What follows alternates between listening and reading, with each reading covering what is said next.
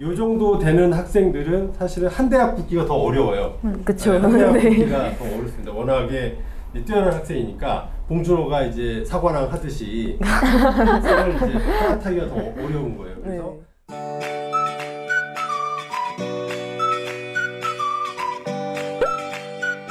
오늘은 그 명덕외고 졸업생이 알려주는 명덕외고에서 스카이 가기 편 설명입니다. 그래서 작년에 그 저희 학원에 다녔었던 두 학생이었고요. 프랑스어과를 나왔습니다. 나오고 지금은 이제 같은 학교 한 학생은 UD 곽단희 학생, 그리고 한 학생은 하스에 재학 중입니다. 안녕하세요. 저희는 이제 명덕외국어 고등학교에서 27기로 졸업해서 현재는 연세대 21학번으로 재학 중인 김규인 그리고 곽단희 학생입니다. 저희는 오늘 이제 먼저 저희 학교 작년에 대학 입시 결과랑 그리고 저희 학교 내신의 특징 그리고 팁 같은 걸 말씀드리고, 그리고 학교에서 할 수 있는 임원 활동 또는 이제 생기부 활동 같은 것들도 설명을 하고, 그다음에 저희 학교에서 얻어갈 수 있는 주요 시상 내용 그리고 저희 학교의 큰 특징들을 설명해 드리도록 하겠습니다. 먼저 대학 입시 결과인데, 이쪽은 2020년 작년 저희 위에 선배들의 대학 입시 결과이고, 이쪽은 2021년으로 저희 27기의 대학 입시 결과입니다. 이렇게 보시면 서울대는 이제 비슷하게 25명씩 이제 간 걸로 나와 있고, 저희 27기 때 작년보다는 다르게 이제 고려대를 훨씬 더 많이 간 걸로 볼 수가 있고, 이제 성간대, 서강대, 이화여대는 작년보다는 좀 많이 오른 걸로 결과가 나왔습니다.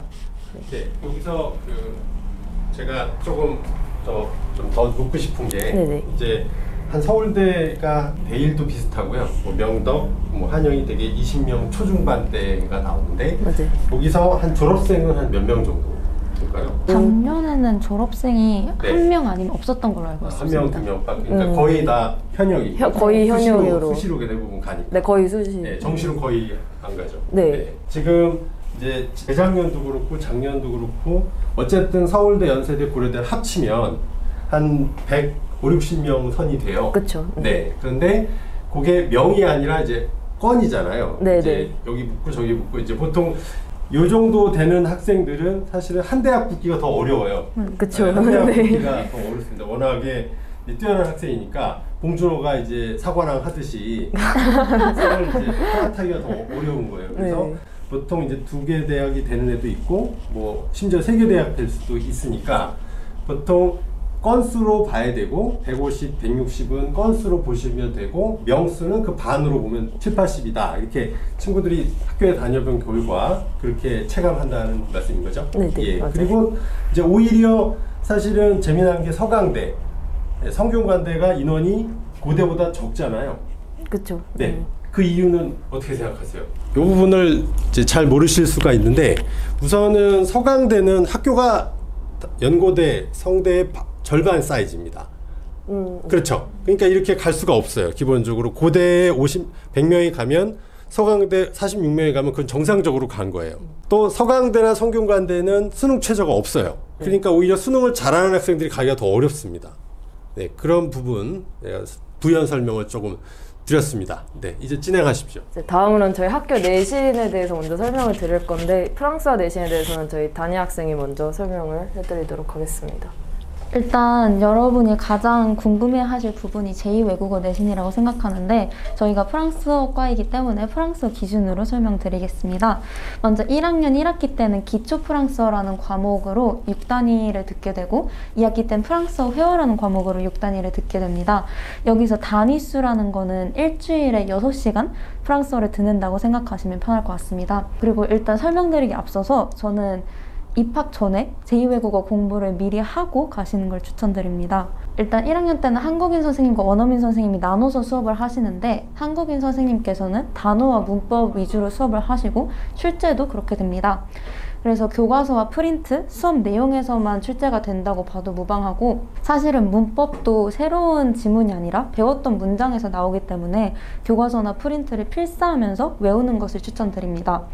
그리고 여기서 중요한 거는 선생님께서 추가적으로 말씀해 주시는 내용이 많습니다. 이렇게 칠판에 새로운 지문이나 예문을 적어주시는 경우가 많은데 이 내용을 무조건 받아 적어야 합니다.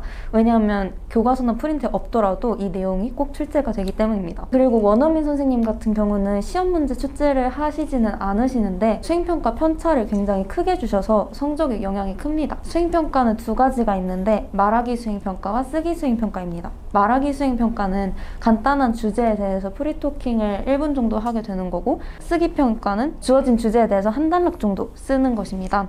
여기서 중요한 것은 평가 기준에 맞춰서 준비를 하는 것입니다.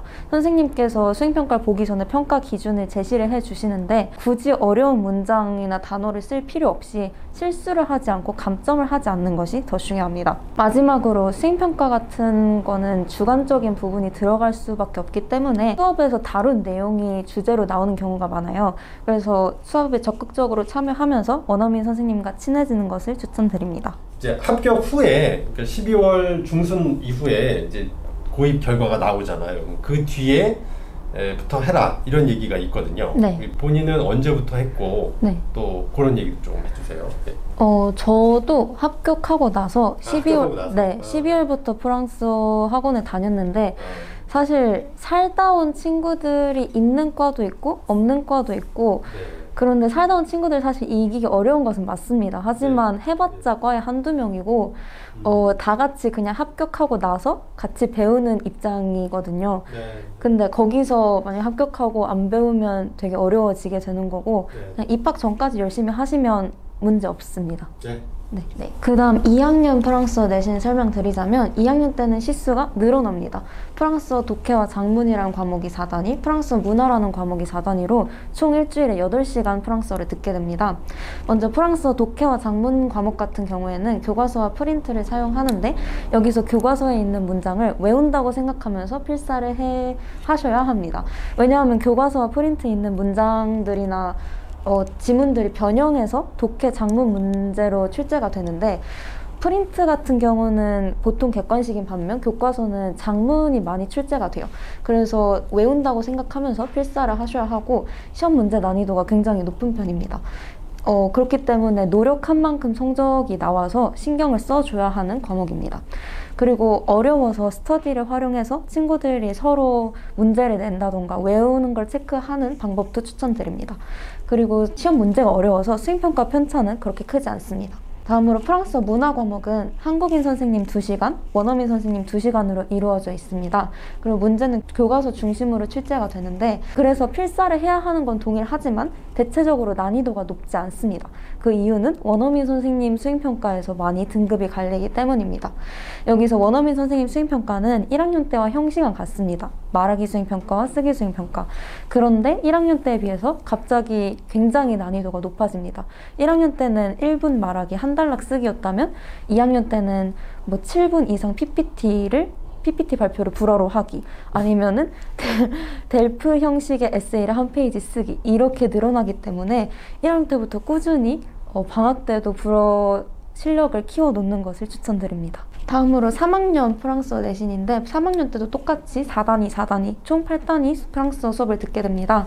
프랑스어 회화는 프린트와 노트 필기 중심으로 출제가 됐는데 3학년 때는 특히나 선생님 재량이기 때문에 다를 수 있다는 점 염두에 두시기 바랍니다. 문제 출제는 프랑스 문화, 역사, 사회에 대한 지문 플러스 문법으로 출제가 됩니다. 시험 난이도가 굉장히 높은데 이 이유는 주관식이 많아요.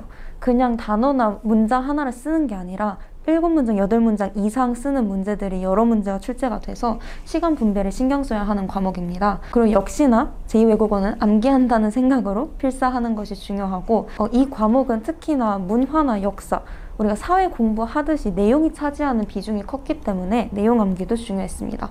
그리고 어려움에도 불구하고 수행평가 편차도 굉장히 컸던 과목입니다. 마지막으로 프랑스 독해와 작문 같은 경우에는 3학년 때는 수능 특강과 수능 완성 교재를 사용합니다. 그래서 문법이 굉장히 큰 비중을 차지하고 시험 난이도가 그렇게 높지 않습니다. 교재 자체가 쉽기 때문에. 그래서 실수하지 않는 것이 중요하고 이때도 문법 개념을 이해하고 암기를 기반으로 한 필사가 모두 필요합니다.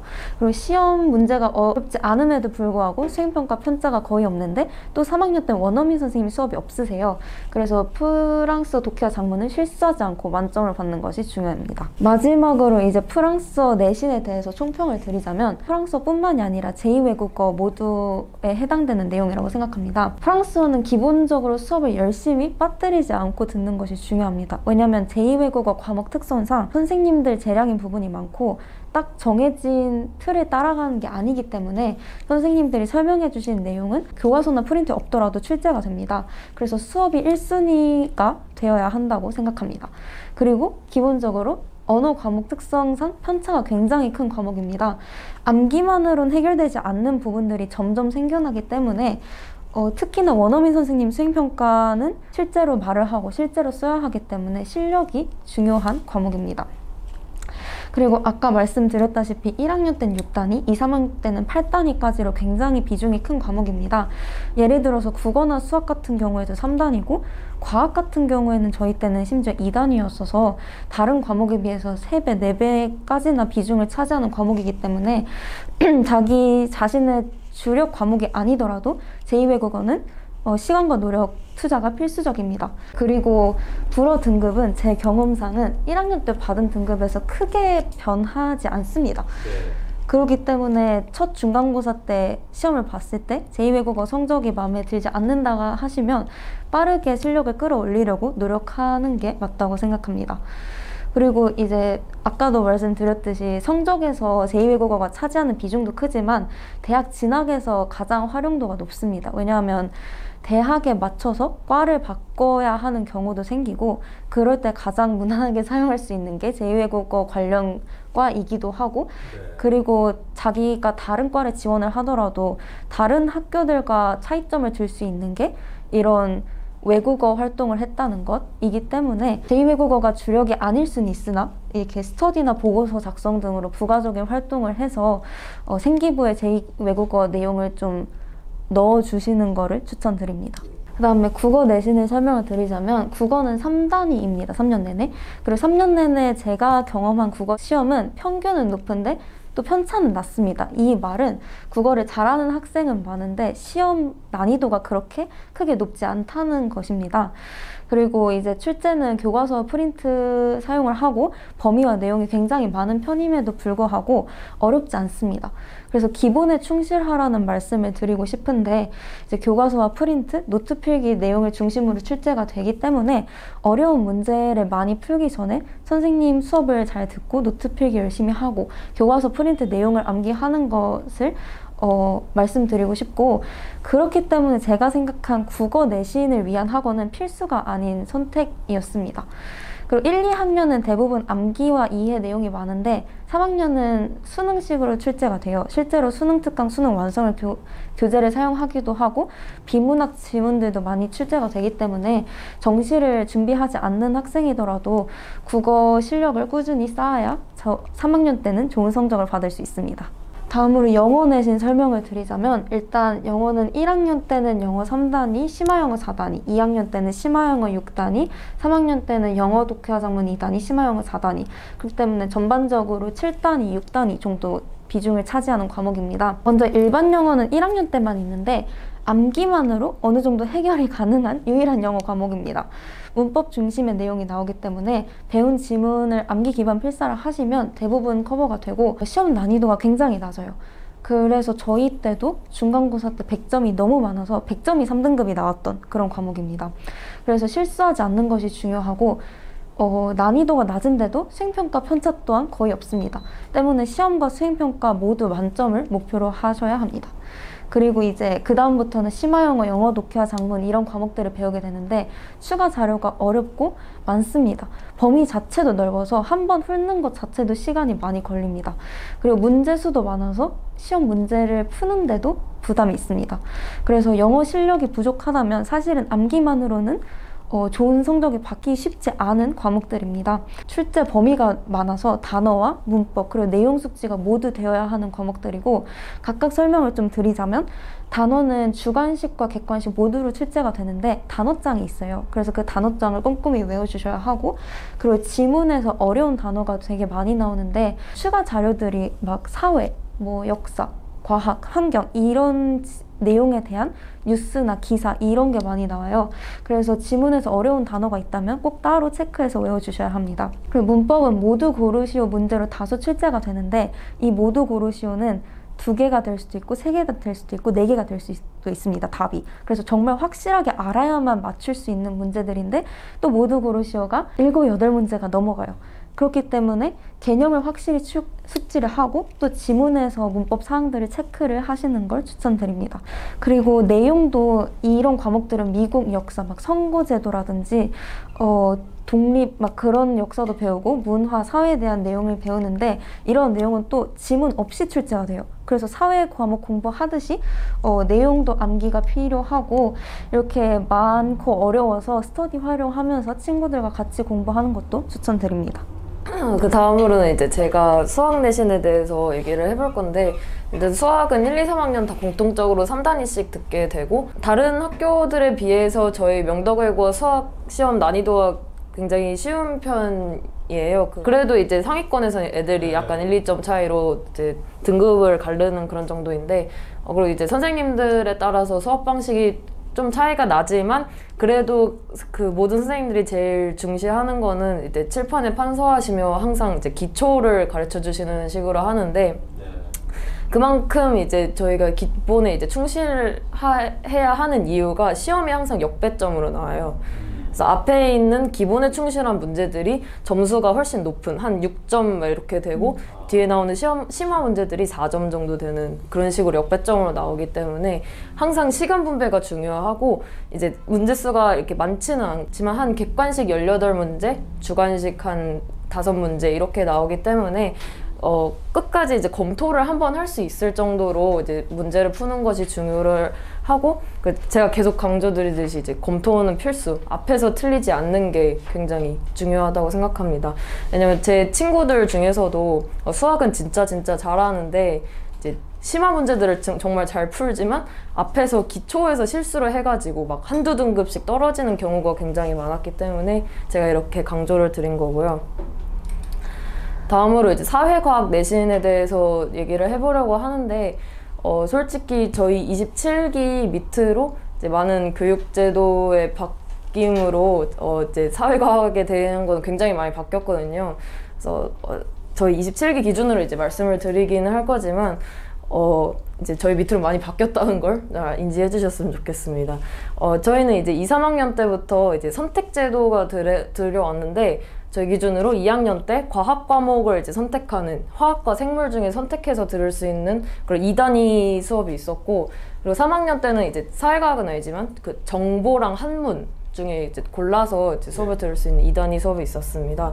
그리고 제가 듣기로는 저희 밑에 학년부터는 이제 사회 과목에서도 그 사문과 한지를 고를 수 있도록 그 3단위 수업이 이제 이렇게 바뀌었다고 들었고요. 그렇기 때문에 이렇게 선택제도가 들어오면서 이제 인원이 고르게 나눠지지 않는 경우가 굉장히 많아요. 실제로 저희 화학과 생물이 나눠졌을 때도 그 설문조사를 3차를 걸쳐서 했는데, 그제서야 진짜 겨우겨우 화학에 60명, 생물에 180명 이렇게 들어가는 정도로 인원이 갈렸습니다. 그 다음에 명덕외고에서 할 수 있는 임원활동 설명을 좀 드리도록 하겠습니다. 먼저 학급 임원은 학급회장 1명, 부회장 2명, 부장 3명이 있고, 이 6명의 인원은 시상이 됩니다.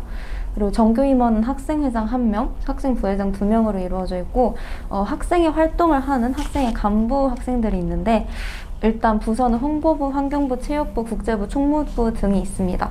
그리고 이 부서들은 1학년인 사장과 2학년인 부장으로 이루어져 있고, 서류와 면접을 통해서 선출됩니다. 그리고 사법자치위원회라는 학생회에 소속이 되어 있지만 조금 결이 다른 위원회가 있는데, 각 반에서 4명만 지원이 가능합니다. 그래서 그 반 안에서 더 많은 인원이 지원하고 싶을 시에 그걸 추려내는 작업이 필요하고, 그리고 모인 40명 중에서 15명이 또 면접을 거쳐서 사법자치위원회로 선출이 됩니다. 여기서 사법자치위원회를 무엇을 하냐면 자치모의법정이라고 해서 위원들이 판사, 검사, 변호사 등등이 돼서 모의법정을 하는 활동이 있고, 그리고 학교에서 진행되는 캠페인 기획을 진행하고, 그리고 학교 규정들이 있는데 복장 규정과 같은 규정들을 시정할 수 있는 권한이 있습니다. 그리고 아침 복장 지도는 매주 하는 활동이 되겠습니다. 저 같은 경우에도 사법자치위원장을 했었는데 이 활동을 대입할 때 자소서에 굉장히 많이 녹여냈어요. 그리고 좀 명덕에만 있는 특이한 활동이기 때문에 이런 거에 관심 있으시면 지원하시는 걸 추천드립니다. 그리고 이런 임원들은 학생의 회의에 참여를 해서 학교 일에 좀 더 관여를 할 수 있는 권한이 있습니다.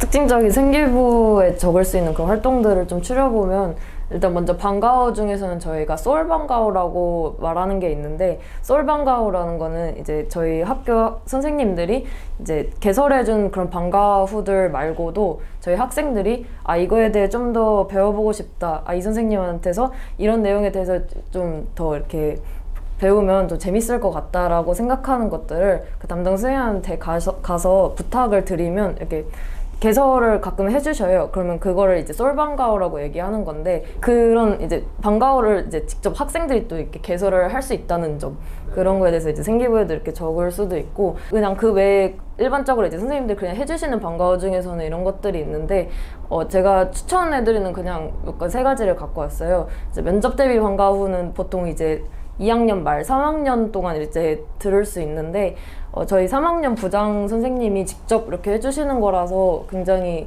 준비해 오시는 것도 되게 다채롭고, 그만큼 선생님이 이제 개인 학생들한테 이제 점수도 매겨주시고 그런 식으로 진행하기 때문에 저는 굉장히 도움이 됐다고 생각했고, 그리고 이거는 저희 원어민 선생님이 직접 해주시는 방과후이기 때문에, 그런 원어민 선생님들은 또 이런 그 공인증 시험의 감독관을 또 실제로 몇 번 하시는 분들이거든요. 그래서 이런 분들한테 직접 가르침을 받는 게 저는 굉장히 의미 있었다고 생각을 했고, 사회과목 방과후들은 약간 복습 예습용으로 계속 이렇게 몇 번씩 들어주는 게 저는 도움이 되게 됐습니다.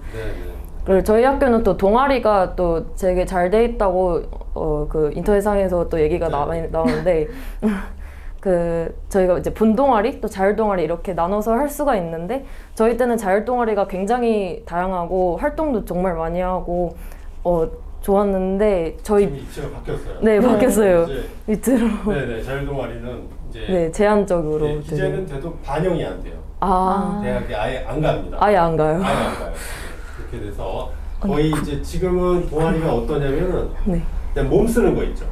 크고 편하게 할 수 있는 것 쪽이 인기가 많아요. 막 많은 공이 들어가고 수고가 들어가고 시간 많이 뺏기는 거예요. 이제 안 하려고 하는. 이제 앞으로 졸업생들은 얘기가 다른데 지금 신입생들부터는 그런 경향성이 아마 외부에서도 많이 나타날 것으로 예상이 돼요. 하여튼 본인들은 그래도 열심히 동아리도 했고, 네네, 맞아요. 거기도 이제 인기 동아리가 있죠. 그쵸. 그런 거는 전통의 동아리들이니까 설명을 좀 해주시고, 전통의 인기 동아리는 뭐다?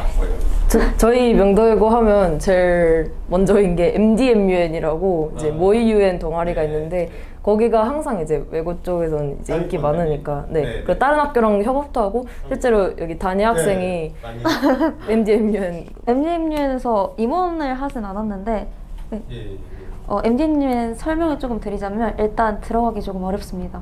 면접이 아예 영어로 되는데 영어 프리토킹이 좀 원활해야 되고, MDMUN 들어가면 좋은 게 상을 받을 수가 있어요. 대회를 외고연합 대회도 하고 저희 학교 내에서도 하는데, 학교 내에서 하는 대회는 진행을 할 수도 있고, 나와서 상 받은 건 또 생기부에 기재를 할 수 있고, 기본적으로 MUN 활동에 관심이 있으신 학생들은 지원하시는 것을 추천드립니다. 저는 MDMUN 활동도 그 자소서에 많이 적었던 것 같아요. 그래서 이제 앞으로는 이제 자소서도 없어지고, 이제 신입생들부터는 대입에 자소서가 없어지고, 그런 부분 때문에 사실은 동아리 활동을 인기 동아리든 아니든 좀 소홀히 하는 경향성은 있는데, 이제 여러분들이 공부를 해보니까 알겠지만 국영수 공부가 죽어라 하다가 이런 활동이 약간 그 해방구 같은 역할을 해서 본 공부에 더 도움이 되게끔 할 수 있는 부분도 있는 것 같아요. 그래서 그렇게 한다면 뭐 이것도 도움이 되게 만들 수가 있다는 거죠.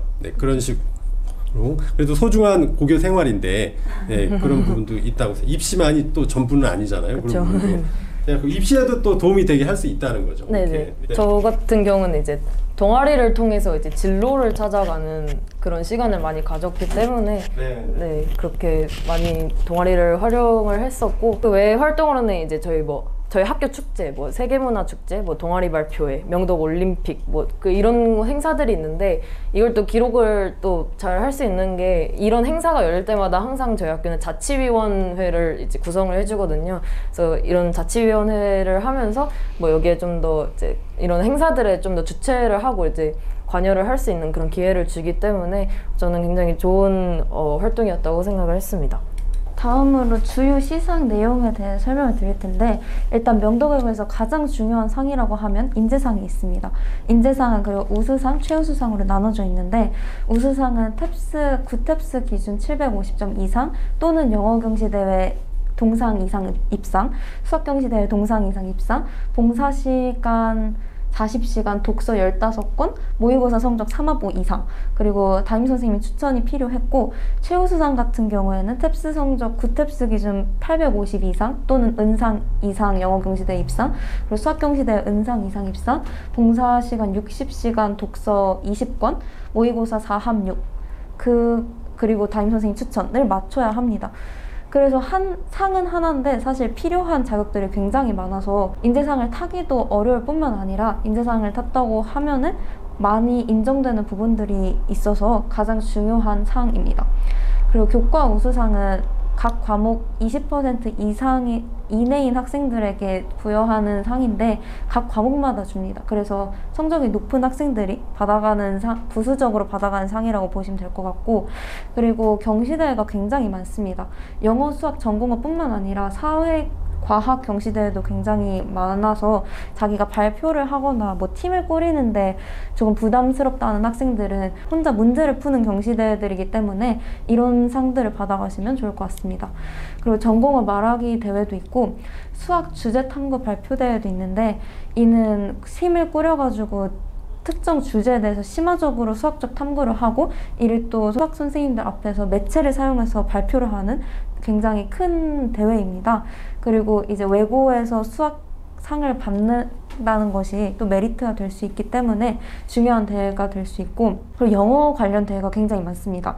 영어 글쓰기 대회, 영어 문학상, 영어 토론대회, 국제정치 토론대회, 모의 유엔 대회. 저희 때는 이런 영어 대회들이 있었는데, 자신이 영어에 좀 강점을 가지고 있다면 이런 상들을 받을 수 있으니까 나가시길 추천드리고, 명덕에만 있는 좀 특이한 대회들이라고 하면 글로벌 독서 경시대회, 스마트 러닝 스터디 그룹 경시대회, 경진대회, 글로벌 모의 창업대회, 농구술 경진대회 이런 게 있는데, 조금 중요한 대회를 설명드리자면 이제 글로벌 모의 창업대회는 실제로 팀을 꾸려서 창업 아이템을 설정을 한 다음에 그것을 발전시켜서 발표를 하는 대회인데, 이게 각 반에서 1등 그룹을 선택을 해서 그 그룹이 전체 발표를 하는 그런 좀 큰 대회이고, 이것도 나름의 스펙이 될 수 있다고 생각합니다. 저희 학교의 큰 특징에 대해서 설명을 드리려고 하는데, 이제 가장 큰 저희 학교 메리트가 이제 기숙사. 네, 신설. 나름 이제 고등학교 중에서는 이제 꽤 최근에 지어진 기숙사이기 때문에, 여기가 이게 기숙사 건물 사진인데, 여기 저희 기숙사 건물 안에 이제 무인 편의점, 뭐 헬스장, 다목적실, 그래서 선큰이라고 이제 기숙사 앞쪽에 약간 발코니처럼 이제 책상이랑 의자들 많이 놔줘서 여기서 친구들이랑 대화도 할 수 있고, 여기서 공부를 하는 학생들도 굉장히 많았어요. 스터디를 하기에 되게 밖에서 스터디하는 느낌이 좀 색다르기 때문에 이런 시설들이 잘 구비가 돼 있고, 저희 기숙사 안에 이제 면학실이 같이 있는데, 면학실은 1, 2학년이 이쪽 건물에 이제 3층을 쓰고, 이제 3학년은 따로 이제 조용하게 할 수 있게 여기 앞에 1층을 쓰게 마련을 해주었는데, 이제 매 시간마다 또 이제 감독 선생님들이 이제 저희 출석 체크도 해주시고, 저희는 9시에서 11시는 의무자습이라고 무조건 그 시간에는 그 자리에 있어야 돼요. 저희 면학실 자리에. 그래서 하지만 그 9시 전까지는 저희 본관에 있는 빈 교실을 활용해서 이제 공부를 할 수가 있는데, 본관에서 공부하는 가장 큰 이유가 이제 와이파이, 이제 약간 인터넷을 써야 된다거나 아니면 친구들과 스터디를 하거나 조별 활동을 해야 될 때 그렇게 돼야 되기 때문에 이제 교실을 사용하는 경우가 굉장히 많고, 근데 또 여기 9시에서 11시 의무 자습 사이에 10시에서 11시에는 이제 매일 신청을 기숙사에서 받아요. 이제 학교에 있는 헬스장이나 컴퓨터실 아니면 다목적실을 이제 사용할 수 있게 이제 10시에서 11시 약간 추첨을 돌려서 그 선택된 학생들만 그때 이용할 수 있게 이렇게 제공을 해주고 있고, 그리고 또 이제 방학 때는 약간 저희가 또 다른 게 방학 첫 2, 3주 정도는 이제 방과 후와 전공심화 방과 후라는 걸 진행을 하게 됩니다. 이제 전공심화 방과 후라는 거는 저희 학교 선생님들 말고 외부의 이제 전문 강사님들을 이제 불러가지고 약간 좀 더 전문적인 뭐 경제에 대한 이야기 아니면 약간 심리학 뭐 이런 다양한 주제들로 이제 강좌를 개설해주기 때문에 이런 것도 이제 생기부에 기록하는 용도로 굉장히 좋게 이용될 수도 있고, 그리고 이제 또 그거 말고도 이제 방학 때는 점심 식사 이후로 이제 학원 등의 외출을 그래도 허락을 해주기 때문에 그나마 이제 아침에는 방과로 들어야 되지만 좀 자유로운 학생들의 생활을 보장해주고 있다고 볼 수 있습니다. 이제 마지막으로 저희가 하고 싶은 얘기를 준비했는데 이제 다니 학생이 얘기를 하도록. 일단은 제가 고등학교를 졸업하고 생각한 중요한 고등학교의 생활에서 중요한 거는 우선순위를 명확히 하는 것입니다. 왜냐면 사실 할 게 정말 많아요. 시험 공부를 하고 싶어도 시험 공부를 할 수가 없는 게 수행평가도 너무 많고 대회도 많고 해야 하는 게 많은데 그걸 우선순위를 명확히 해서 버릴 건 버리고, 왜냐면 다 똑똑한 학생들이고 다 잘하는 학생들이기 때문에 모든 걸 가져갈 수는 없어요. 그래서 자신에게 가장 중요한 게 뭔지 우선순위를 명확히 해서 중요한 걸 가져가시는 걸 추천해 드리고, 저희 학교가 기숙사가 있잖아요. 친구들이랑 항상 둘러싸여 있다 보니까 인간관계 문제가 많기도 해요. 그런데 이 인간관계에 너무 연연하지 않고 자시 중심을 지키는 걸 꼭 말씀드리고 싶고, 그리고 이제 고등학교 가면은 다들 잘하고 뭔가 다들 잘해서 조급해지기도 하는데 또 시간 많은 것 같고 기숙사에서 건드릴 사람이 없다 보니까 나태해지게 되는데, 나태해지지 말되 조급해하지도 많은 중심을 지켜주셨으면 좋겠습니다.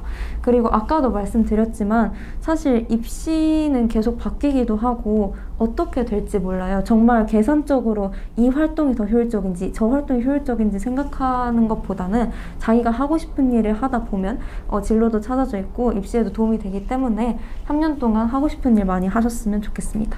직접 얘기를 들어보니까 진짜 속사정 같은 것도 잘 들을 수 있었고요.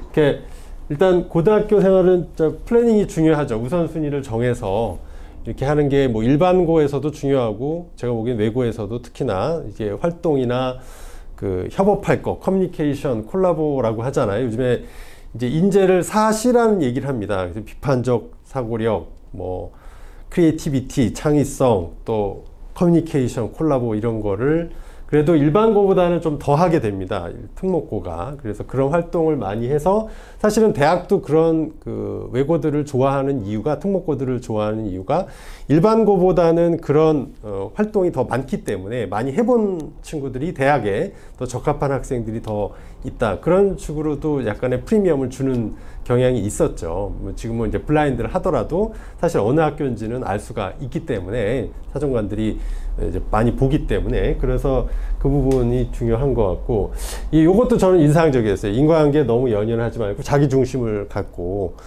사실은 실속도 챙겨야 된다는 얘기잖아요. 그런데 이제 기숙사 생활에 너무 젖어서, 그리고 만인에게 너무 착한 사람이 되고 된다면 자기에게 약간 손해가 날 수도 있는 거죠. 그런 부분을 연연하지, 기숙사 생활을 슬기롭게 기숙사 생활하는 것도 아마 중요할 것 같아요. 뭐 중학교 때까지는 집에서 그냥 가정 안에서만 이렇게 있다가 처음으로 이런 기숙사 생활을, 또 명동외고는 기숙사 비율이 높으니까, 입소하는 비율이 높으니까 그렇다는 말씀이고, 그리고 이제 여기 채팅창에 질문이 왔는데 그게 어떤 거냐면, 이제 설명하신 대학생 분들 출신 중학교 평균 성적, 등수, 고등학교 내신 등급 궁금합니다.